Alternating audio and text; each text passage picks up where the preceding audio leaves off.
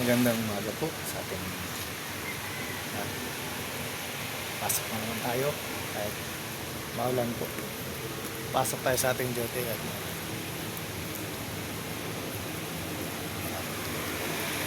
yung bagyo. Dahil sa bagyong Jacinto ata to guys. Malamig na.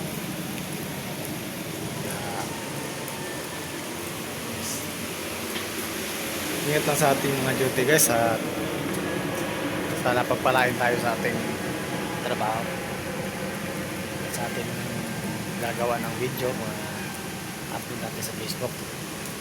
Sana ano tayo guys, pala rin tayo dito.